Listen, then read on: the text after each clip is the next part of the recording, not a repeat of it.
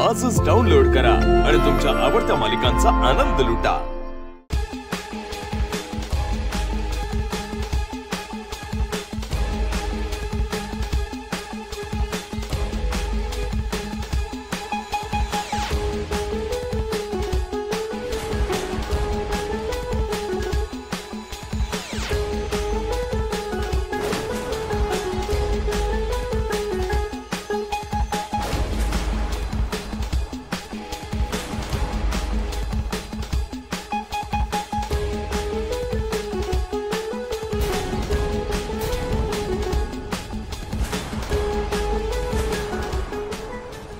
Sir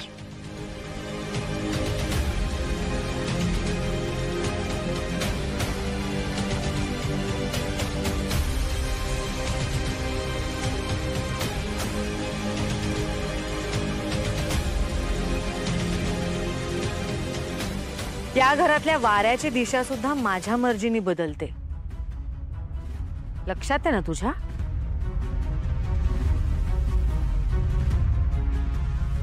हो एक सासू मॉम, सगळं लक्षात आहे माझ्यासोबत या घरात काय काय घडलं, माझ्या बहिणीसोबत काय काय घडलं, हे सगळं लक्षात आहे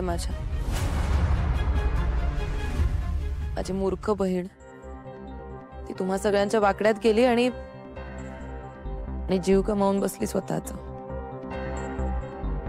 पण हे बघा, माझ्यावर विश्वास ठेवा, माझा त्यात काहीच संबंध नव्हता। खरंच मी बदलली आहे। उलट इतकं सगळं होऊन सुद्धा मी मला आणि माझ्या नवऱ्याला या घरात घेतलं, हे खूप मोठे उपकार राहतील तुमचे माझ्यावर। आणि मी या उपकारांची परतफेड करण्याचा खूप प्रयत्न करेन। थँक्यू। प्रीतम, आदित्य, परितोषला घेऊन त्याच्या खोलीत जा, त्याने आराम करायला हवा।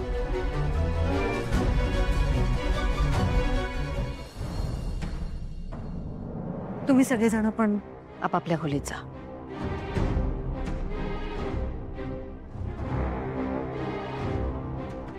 पारू थांब। एक सासू मॉम, तुम्ही काळजी नका करू। पारूने या घरातल्या सगळ्यांचं जसं मन जिंकलं ना, तसंच मी सुद्धा तुम्हा सगळ्यांचं मन जिंकण्याचा पुरेपूर प्रयत्न करेन। मी परीश्वरांना पण सांगत होते की सासू मॉम, सॉरी, एक सासू मॉम खूप काइंड आहेत। त्या मला या घरात नक्कीच गृहप्रवेश करून देतील आणि तुम्ही करून दिलात।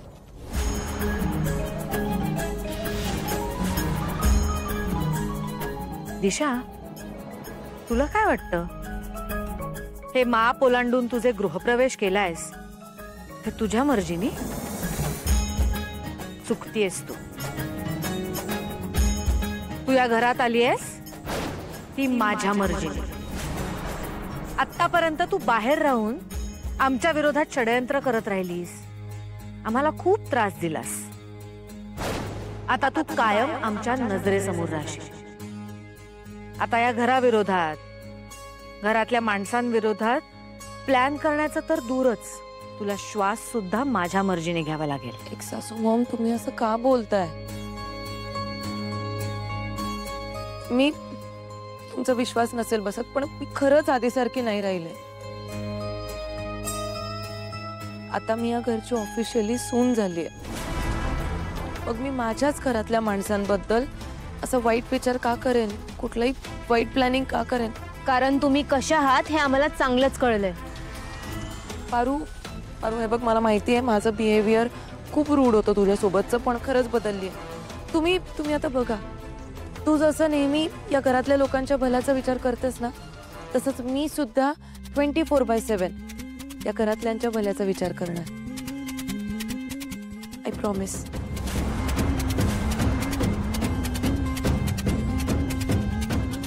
पारू, परितोषसाठी लगेच काहीतरी खायला बनव। उभय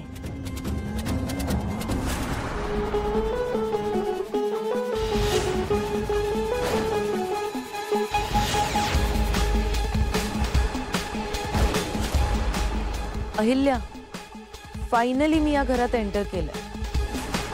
आता कोण कोणाला श्वास घेऊ देतंय आणि कोण कोणाचा श्वास बंद करतोय हे कळेलच.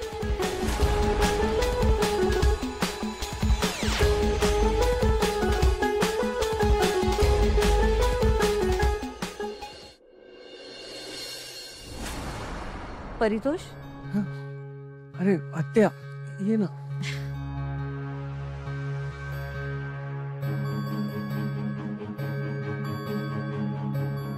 बरं वाटतंय ना तुला आता?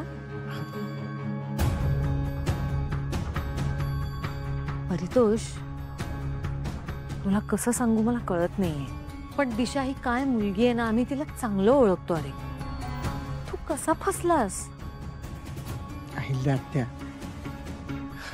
मला माहिती आहे तुझं दिशाबद्दलचं काय मत आहे ते, आणि मला हेही माहिती आहे की एकेकाळी तुला ती खूप आवडायची जेव्हा तू तिला प्रीतमसाठी चूज केलं होतंस. पण प्रीतम प्रियाच्या प्रेमात पडला, तिच्या गावी पण जाऊन आला, आणि एंगेजमेंट झालेली असतानाही त्यांनी दिशाला सोडलं. आणि प्रीतमला शिक्षा करण्याऐवजी तू कसल्या तरी गैरसमजातून दिशालाच जेलमध्ये पाठवलंस. तिथे ती कशी राहत असेल ना, तिचं तिला माहित. तिची ती अवस्था तिच्या बहिणीला बघवली नाही, म्हणून तिने जे काही केलं त्याचाही सगळा आळ तू दिशावरच टाकलास, जेव्हा दिशाचा त्याच्यामध्ये काही रोलच नव्हता. परितोष, म्हणून दिशाला क्लीन चिट देता येत नाही. तीही तितकीच दोषी आहे ह्या प्रकरणात. त्या आपण ज्या नजरेने जग बघत असतो ना, आपल्याला ते तसंच दिसत असतं. तू दिशाकडे बघण्याची नजर बदल प्लीज. मग बघ, ते तुला परत नक्की आवडायला लागेल. मला खात्री आहे एक ना एक दिवस ती तुझं मन जिंकल्याशिवाय राहणार नाही. बघ,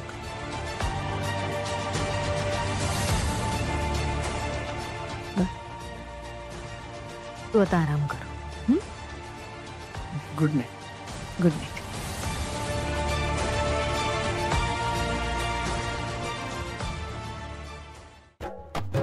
वहिनी म्हणाले तसं परितोष डोक्यावर पडलाय हे मी कसं विसरले. मी तर त्याला दागिने देऊन बसले माझे. मला तर कळत नाहीये मी काय करू. त्याने त्या दागिन्यांचं काय केलं असेल. मी एक काम करू का, मी दिशाला विचारू का, तिला माहित असेल. नाही नको. सासूमा, माझ्याकडे. ए, तुझी सासूमाम तिकडे, इथे कुठे आलीये. बावळट. असं का करता तुम्ही? त्या तर माझ्या एक्स सासू मॉम आहेत, तुम्ही माझ्या न्यू सासू मॉम आहात. काय म्हणालीस? न्यू सासूमाम? भारी वाटतंय ऐकायला.